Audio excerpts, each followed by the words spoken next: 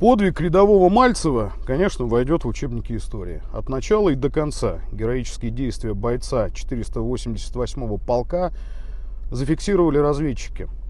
Беспилотник сопровождал штурмовую группу. Оператор БПЛА корректировал огонь и действия штурмовиков. Формирование киевского режима превратили лес между Кременной и Белогоровкой в обширный укрепленный район. Возвели сеть блиндажей, огневых точек, окопов, которая позволяет относительно небольшими силами эффективно обороняться. Одним огневым поражением противника из леса не выбить. К тому же киевский режим не считается с потерями. Командование ВСУ быстро перебрасывает резервы.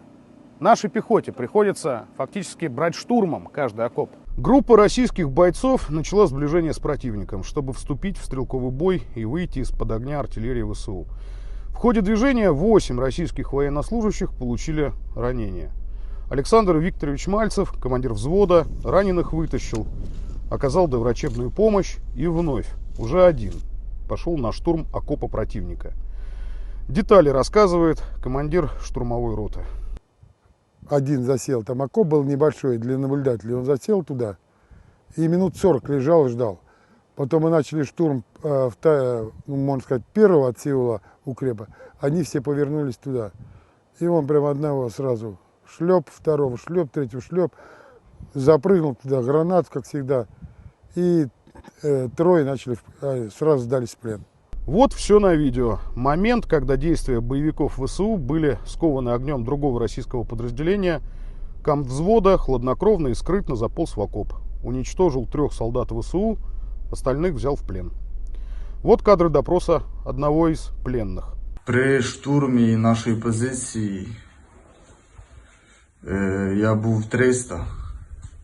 І наших хлопців на позиції було багато 200. И, надо было сдаваться в плен. Этот подвиг буквально поразил сослуживцев, да и всю российскую группировку. И один в поле воин.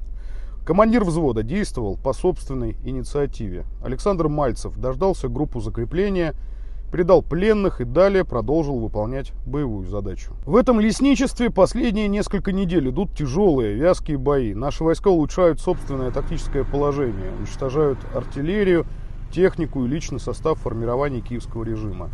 Через 3 дня после боя, в котором российский боец уничтожил опорный пункт противника в одиночку, был новый бой. Александр Мальцев погиб, ему было 47 лет. Мобилизовали в Петербурге, срочную службу Мальцев проходил в начале 90-х, по контракту служил в начале 2000-х. В штурмовую роту попросился сам, сразу после того, как попал в зону специальной военной операции. Командование российской группировкой уже представила Александра Мальцева к высшему званию страны — Герою России. Всех все искали, блядь.